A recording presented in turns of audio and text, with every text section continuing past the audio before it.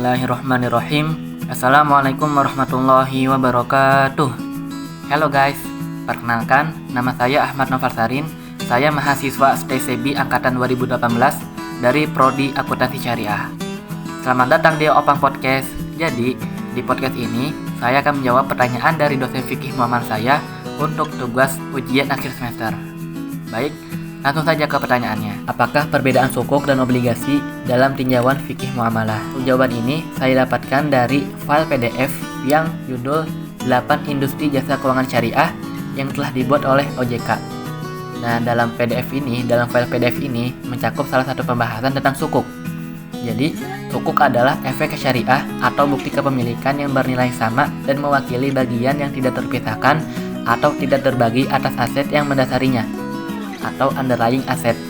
Nah, underlying asset yang digunakan dalam penerbitan sukuk dapat terdiri atas: yang pertama, aset berwujud tertentu; yang kedua, nilai manfaat atas aset berwujud tertentu, baik yang sudah ada maupun yang akan ada; yang ketiga, jasa yang sudah ada maupun yang akan ada; yang keempat, aset proyek tertentu; yang kelima, kegiatan investasi yang telah ditentukan. Sukuk ini memiliki karakteristik khusus yang berbeda dengan obligasi.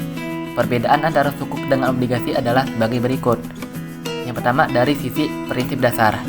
Nah, prinsip dasar di sukuk ini bukan merupakan surat utang, melainkan bukti kepemilikan bersama atas suatu aset atau proyek atau investasi. Sedangkan prinsip dasar obligasi adalah surat pernyataan utang dari issuer atau penerbit. Yang kedua, dari sisi klaim.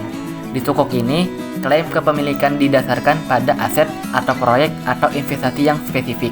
Sedangkan klaim dari obligasi itu emiten menyatakan sebagai pihak peminjam.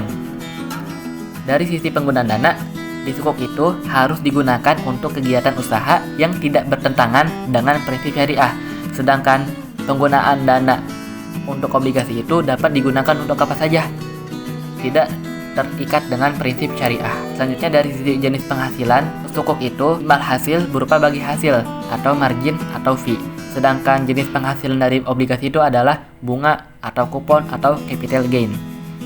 Selanjutnya, dari sisi underlying asset itu untuk sukuk wajib ada, sedangkan obligasi itu tidak wajib ada. Yang terakhir, dari sisi kepatuhan syariah, sukuk itu ada menggunakan jasa tim ahli syariah.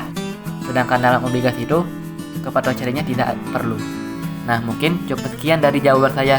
Jika terdapat kesalahan dalam penyampaian saya, mohon koreksi di kolom komentar ya. Terima kasih. Wassalamualaikum warahmatullahi wabarakatuh.